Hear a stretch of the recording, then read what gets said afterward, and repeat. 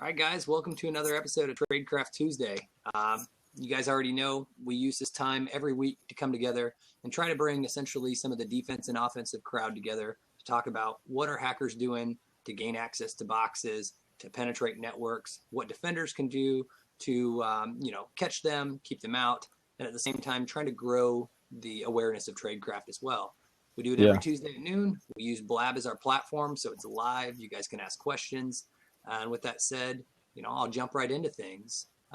If you do have any ideas to cover, feel free to hit us up on Twitter at Tradecraft Tuesday. Yeah, we're always looking for new ideas. Every week we're always trying to scratching our heads oh, what are we going to talk about this week? What about this? So if there's something that you know about, you're passionate about, a project that you've done, contact us, let us know, and we'll have you on the show and we can talk about it. Yeah. So with that said, we'll jump right into the news. What I've been seeing trending this week is it's interesting. The Pawn Storm actors who've been going for a couple years, a lot of folks suspect they're of Russian origin, happen to switch up some of not necessarily their tradecraft, but who they're targeting this week. It looks like they're focusing very heavy on Turkey, which has changed from some of their typical government offices that they've been targeting.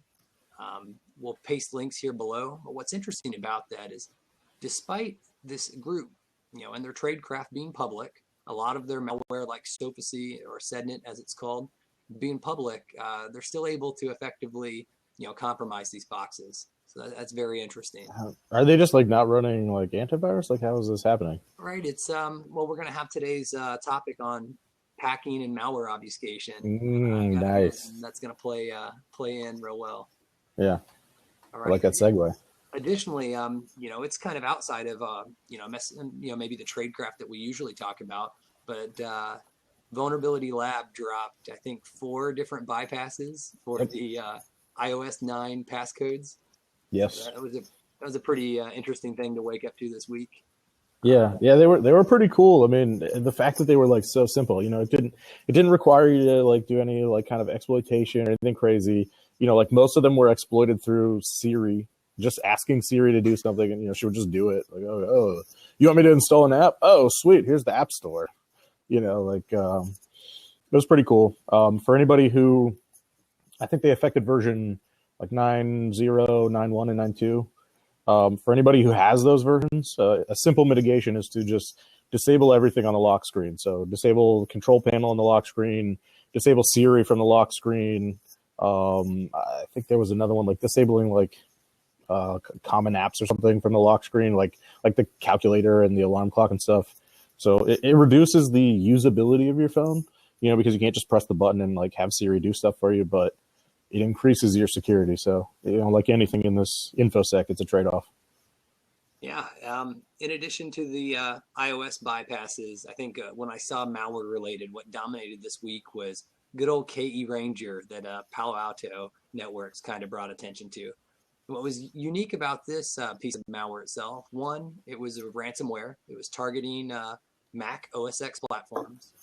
But some of the tradecraft of how they got this initial infection done, I believe they infected the installers of the transmission BitTorrent client. Chris, Yep. you Yep. That's correct? Yep, that is true. And on top of it, they also chose, rather than just immediately start encrypting some of the files on the OS X boxes they infected, I believe they stayed dormant for 3 days, which is a really interesting technique that we've talked about in here on Tradecraft Tuesday before. Essentially just waiting long enough for the heuristic engines or whatever antivirus client that's running to just essentially say, okay, this is good enough. I've waited long enough to hold this up. Yeah, it also obfuscates where the malware came from, right?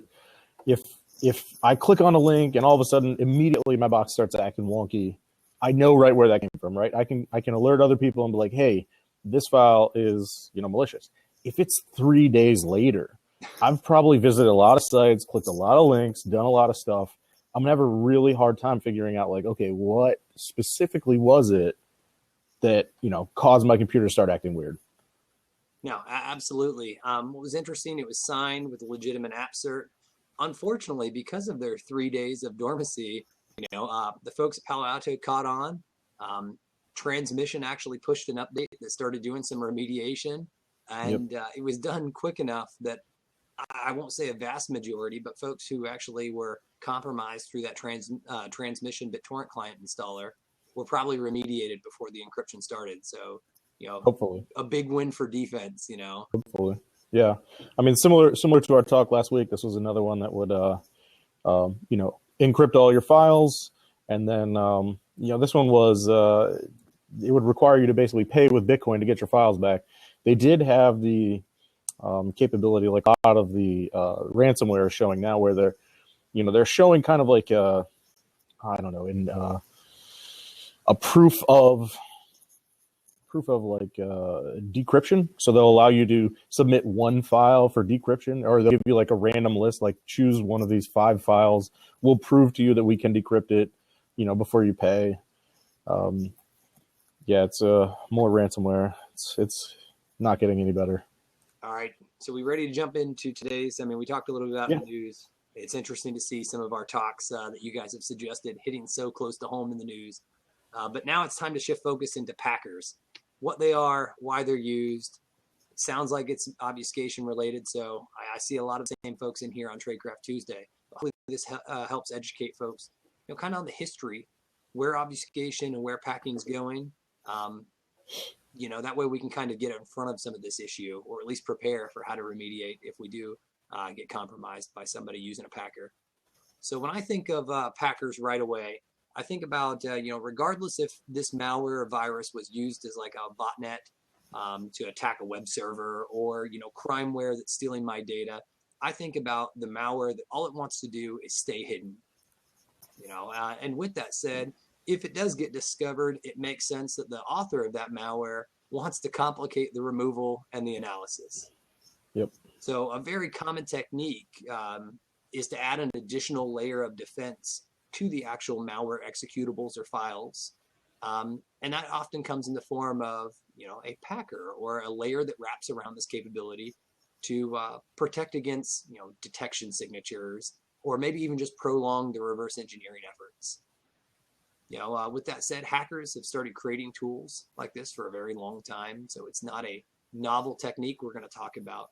But to explain it to a non-technical audience that might be tuning in, it's kind of like when you wrapped a gift for your significant other, and you actually put a box within a box. That way you want to prevent your spouse from guessing what's inside the box. Right. This is kind of the same way. I want to make sure that the AV doesn't know what this is, or the reverse engineer has to guess what's actually going under the hood in order to develop their signatures or their heuristic capability to identify this. Right. Yeah, it's not an end all. It's not going to stop you completely from like reverse engineering it, but you might open the binary in IDA, and you see a bunch of garbage, and then you have to figure out what packer it's packed with. Figure out, okay, how do I unpack this? Then you get to the actual real binary that you then have to analyze to figure out what the malware is doing. So it adds some extra steps, and just really makes everything AV detection, reverse engineering. It just makes it harder. Yeah, to get us all on the same page here real quick, packer isn't the only word these go by. Some people call them obfuscators. Cryptors. Underground, I see cryptors. Yeah. But we're all talking about the same thing. Essentially, a program or a suite, a script that will obfuscate your executable, whether that be script, DLL, exe, elf, Mako file, whatever this thing is. Right. It's going to obfuscate it. Right. Yeah. The main idea behind this is that you want the functionality that the malware author wants the functionality that they wrote to still run in the same way that they wrote it. They just want it to look from the outside. They want it to look differently. So like maybe you had, a Mustang, and you wanted to take the body off and put on the body of a Corvette, right? Other people looking at it might think like, oh, hey, that guy's got a Corvette, but in reality, it's a Mustang. It's kind of the same idea. No, that's a really good description there. So on Tradecraft Tuesday, we're not always the experts in everything. And although Chris and I both spent a lot of time playing with packers or reversing malware, we found a blog that was done by Mike Schiffman. And really, it was kind of a 2-part series on the history of malware obfuscation. So we're not going to jump into, the entire history, because it's kind of irrelevant when it comes to Tradecraft. However, I've just posted Mike's blogs there, and I highly encourage you to take a look at them. Yeah. They're great. They're brief to the point, and they explain kind of where things have gone. Yeah. a lot of the information in this episode, we gleaned from there, added to what we know. It's easy to say what the Tradecraft is.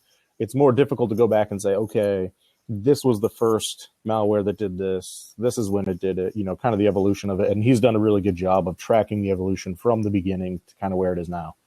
Yeah, so I said that this is, not a new technique, and Mike did a good job of actually calling out, like, hey, look, some of the two earliest viruses to use these techniques were the brain virus and Cascade, and that was in 1986. So yeah, truly, it's 20-year-old, 30-year-old techniques we're talking about here that have just continued to improve as the cat and mouse game between defense and offense has continued, right? And what he mentioned was in 1986, the Cascade virus was kind of the first virus that used encryption to scramble the contents inside of the executable. And I think that was a really interesting piece of malware there itself, where, there wasn't as large of an AV presence or any in 1986. Yeah. We're talking about MS-DOS days. However, he was already thinking ahead of like, how can I prevent somebody from easily detecting this? Yeah. Well, I mean, if you believe what John McAfee says, he was doing it back then too. He was uber elite in the 80s. When he's not eating shoes. Before he did bath salts. Yeah. Oh, that's terrible. So obfuscation, right? Obfuscation is a common technique we see. And we've touched a little bit about, some of the common methods like XOR. Chris, you want to cover any of this real quick to kind of explain about how some of the obfuscation works and how this doesn't immediately get detected by, an engine? Yeah. So Kyle did a couple episodes back, where he talked about XOR and kind of how it works. And so malware likes to use this because AV was basically saying, okay, we've seen these malware things, and there's very specific sequences of instructions that they have in there that do something, and they would try and find one that was unique to that version of malware. And they would say, okay, if we see an executable with these 15 instructions in this specific order, then we know that is this type of malware.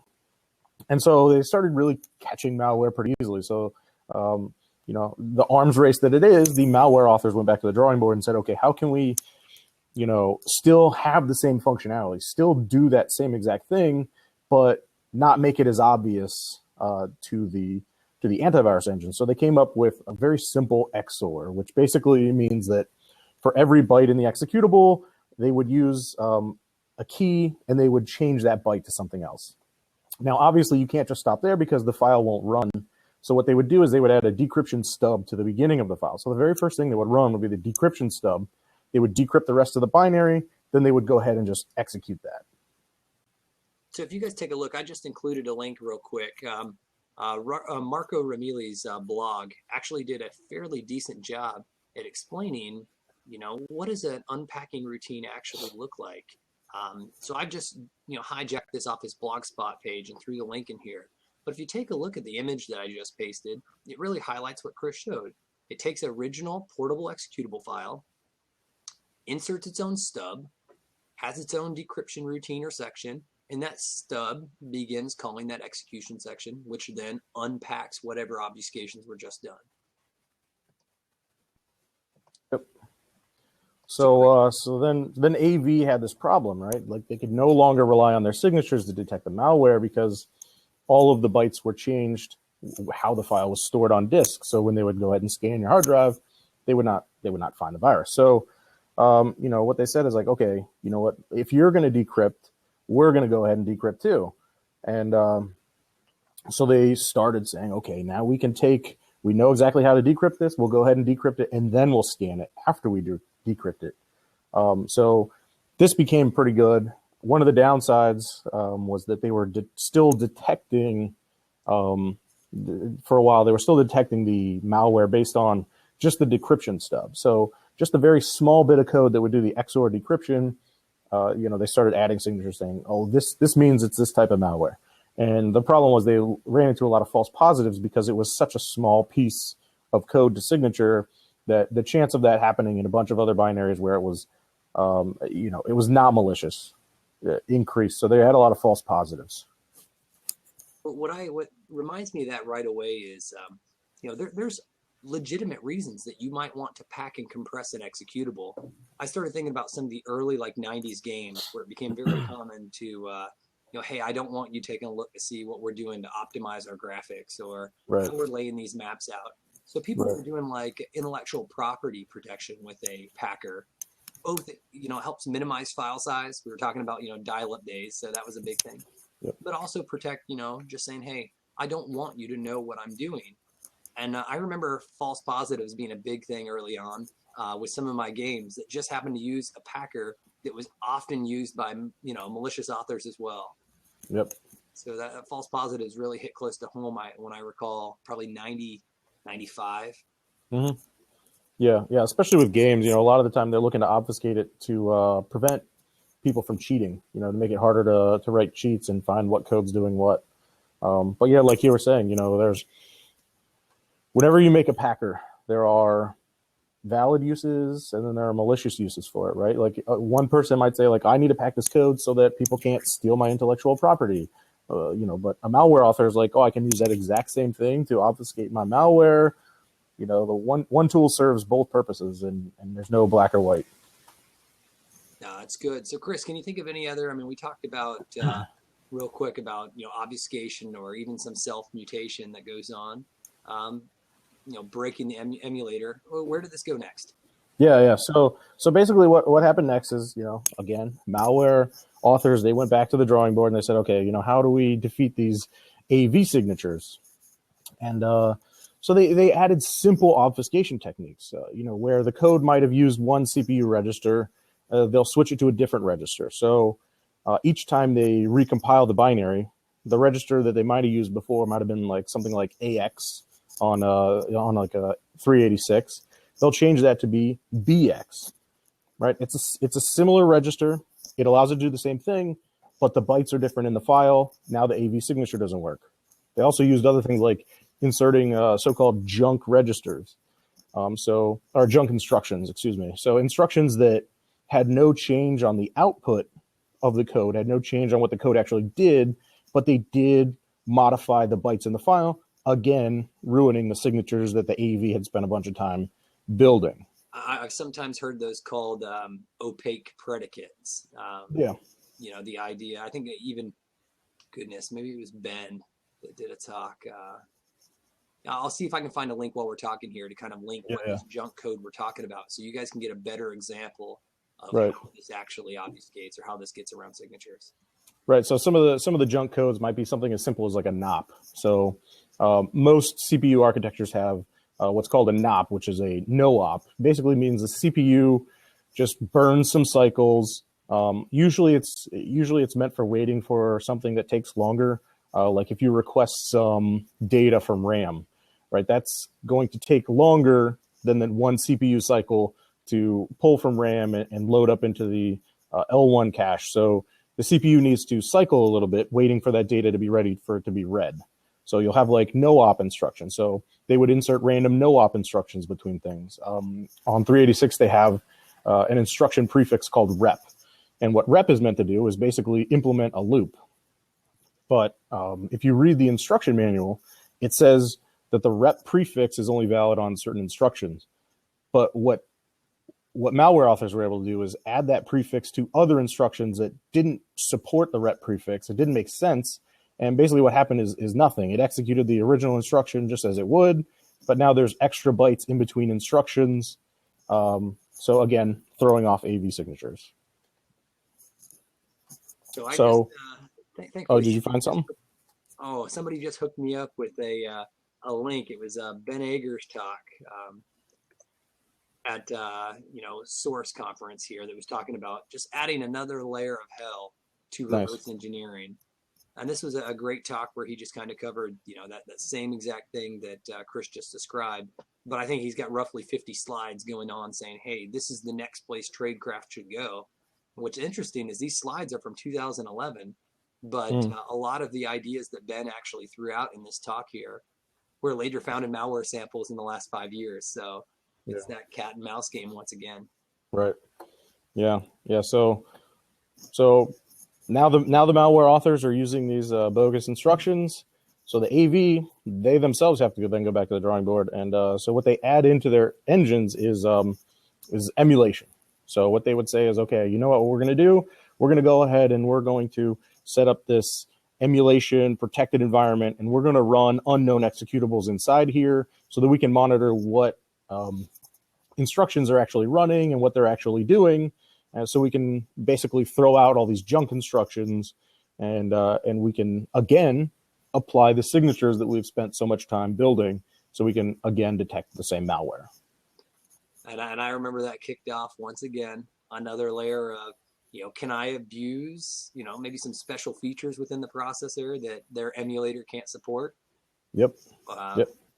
So what's funny is Matt just called out here in the chat saying, hey, I saw lots of VM-based Packers, VM Protect, Thermida, etc.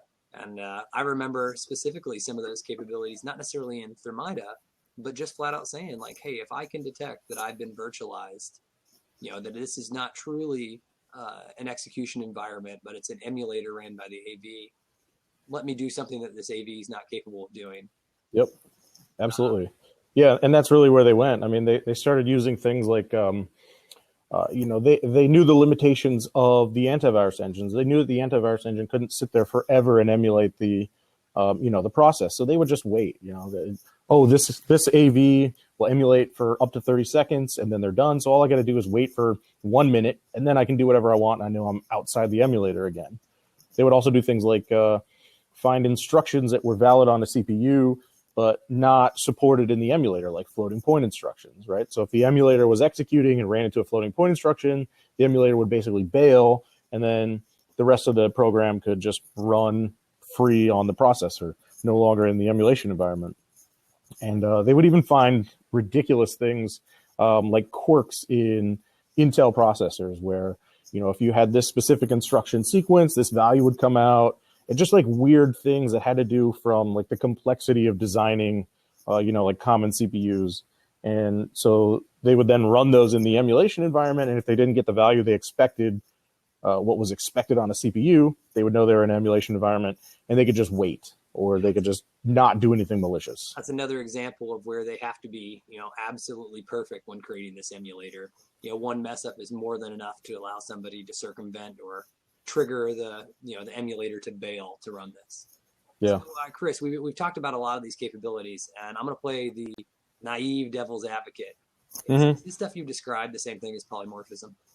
Oh yeah, essentially.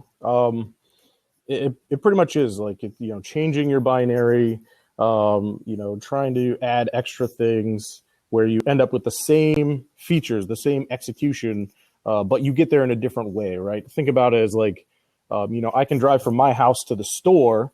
How many different ways can I drive? Maybe I make a left here. Maybe I make a right here, right? I can go a bunch of different paths, but in the end, I still end up at the store. No, that's fair.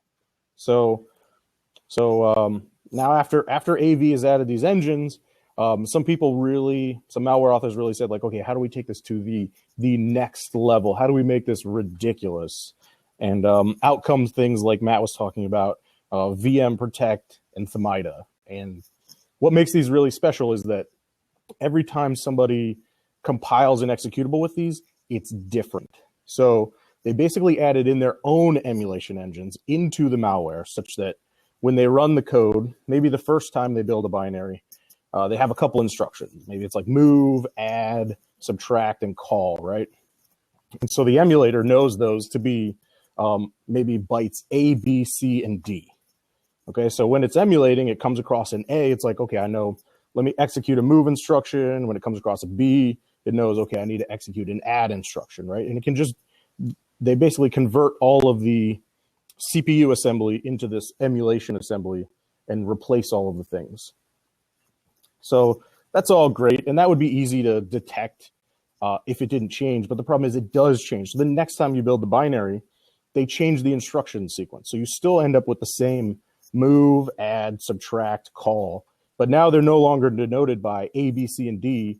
Now it's W, X, Y, and Z, and the emulation engine has been updated so that it knows when it sees a W, that's an add. Now when it sees, sees a W, that's a move. Now when it sees an X, that's an add. So they've basically taken the language that existed before and totally changed it. So now myself, if I'm writing an antivirus engine, I have to figure out, okay, what is this engine expecting? What does X mean? What does A mean? What instruction is that going to generate? I have no idea. It becomes really, really complicated. And that's basically what's used by VM Protect and Themida. So what's funny is I was thinking just this year, I recall, or maybe it was last year now, of an obfuscator that was, I think they called it Mobfuscator. Mobfuscator? Yeah, so what it did is it took, your binary and compiled, since somebody discovered that essentially move, I believe, was Turing complete. Oh, yeah, I remember They were seeing able this. to convert every instruction within these executables into moves. And Yep. once again, that's really easy to detect when you have an absorbent amount of moves in an executable. Yeah. However, it's just enough to get around most capabilities that are doing that type of inspection. Right, and a lot of the benefit that you see with things like Themida and VM Protect is not that you can't tell that it's packed. You can definitely tell it's packed with Themida. You can definitely tell it's packed with VM Protect. But the problem is you don't know what it does. So therefore, you can't say, is this a legitimate use of Themida on something where someone's trying to protect their IP, or is this malware? And Themida is a commercially available packer. I don't know. Do you know what they actually call it? I'm sure they don't call it a packer. No, I think it's a compressor, and they definitely don't call it that. Right. I mean, their focus is definitely commercial customers. However, they either don't care to or don't have the time to like vet all of their customers. So, it is possible for like organized crime and other malicious folks to buy Themida and run it on their own executables. Yeah, so they call it a protector, advanced Windows software protection system. Specifically for IP. Protector, I guess, sounds a little bit better than packer or crypter, but it is what it is. Yeah. So that basically brings us to the current state of AV, which is trying to use heuristics. So rather than trying to look at the file on disk and say, okay, what is this going to do? They try to monitor the file as it's running to say, okay, is what it's doing malicious or not malicious? And that's where they try to add in these heuristics to say, like, okay, if you open files in the application directory, maybe that's okay. But if you're trying to write files to, system 32, that's not okay. And so they add in heuristics like that. Problem with heuristics is they're very broad, very vague, and end up with a lot of false positives. Yeah, absolutely. So while Chris was sharing about AV response, I just dumped into chat a list of the most common packers. For those that are listening to this audio later, we're talking UPX, Armadillo, ASP pack, FGG? I never heard of that one. Something along those lines. Morphine, PE spin, Themida. We talked about VM Protect earlier. There's just kind of like a never-ending list. And Matt even went out there to say, hey, managed languages. I just saw this morning there's a couple packers specifically meant for like .NET environments. Yep. I love managed languages like .NET, rich with reflection libs that enable packer obfuscation automation. So just because these are the ones that we're sharing with you, in no way, shape, or form is this a complete list. Right. We'll continue probably from now until eternity. As long as people need to obfuscate their, what they're doing, it's going to continue. Yeah. So to speak to Matt's comment, like languages like .NET and Java, they have like a lot of reflection. So you can basically query it and say like, what's the name of this class, which works great unless they've gone to the even further extent of obfuscating that thing. So you might have class _PXY125, right? And so then you still really don't know what you're dealing with. You know what I mean? Yeah, I think it's. I don't want to keep saying cat and mouse, but right? It is. It's an arms race, right? It's. I'm going to do this. What are you going to do to stop me? Okay, now how do I take it to the next level? And then what are you going to do? And but I heard Matt is doing some trying to identify some PowerShell, some shady shady techniques, and trying to enumerate some of that this week. So that's kind of how you can contribute on the defensive side to maybe putting a stop to this offensive tradecraft with some of your own. So I'll throw a link to some of Matt's project. I believe it's his project he's working on. Or Matt, I guess you could throw one of your own links up there and we'll plug it. What's interesting about this comment today, I don't expect anybody watching this to immediately jump out there and start packing malware. That's ridiculous. However, from the defensive side, the learning opportunities afforded by packed malware are almost endless. it's as simple as you could start with, plenty of samples out there where people annotate, this is packed with this packing routine. Mm-hmm. And you could start with just simple unpacking tools. There's a lot of automated tools that are specifically designed for one-off packers. And Right. that's neat to be able to see how just the hash or how the binary, how it looks in hex, changes from, one version to its unpacked version. As you start getting more and more mature, being able to actually go attach a debugger and maybe actually stepping your malware through to the point that it starts unpacking itself in memory.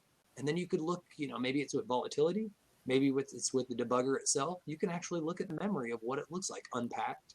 Yeah. And get to the point where you drop that down to disk. Because bottom line, if a program runs, it needs to be unpacked at some stage. Sometimes it's in small increments. In the past, it's always been as a file as a whole. But, that allows the researcher to actually get some better idea of what the clear text actual, bytecode is actually doing. So I would strongly encourage you guys to look for stuff like Unpack Me's. I think Flare-On had some challenges. That was the FireEye challenge where a couple of them were just slightly obfuscated executables that when you walked them through their packing routine, you could see what the binary actually looked for. Right. Yeah. If you're looking to play around with packed binaries, I would highly recommend Titan Engine. It was developed by the guys over at Reversing Labs, and it is specifically designed for detecting and unpacking binaries. So go check that project out. It's pretty cool. Yeah, undeniably. So do we get any questions? I mean, anything that we didn't cover, guys, comments you want to throw in here and say, hey,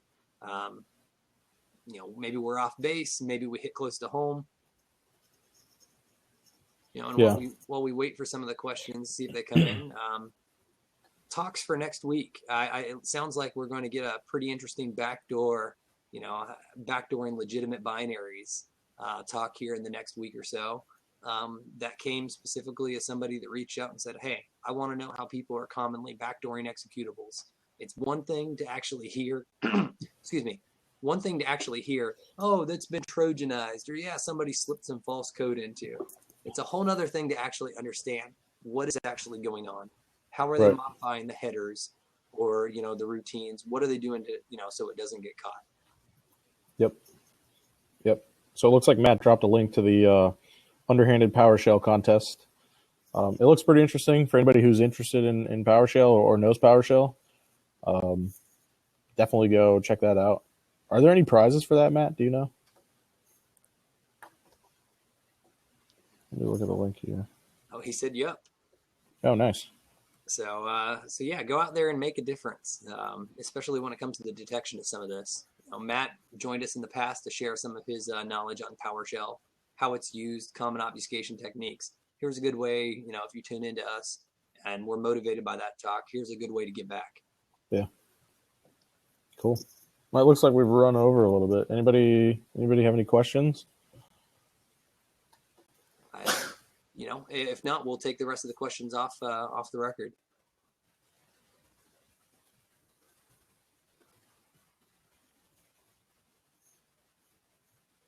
Cool. All right. Well, I think that's it. All right. Thanks for coming, guys. Hope to see you next week. Until then, I'm Chris Bisnet, and this is Kyle Hanselman.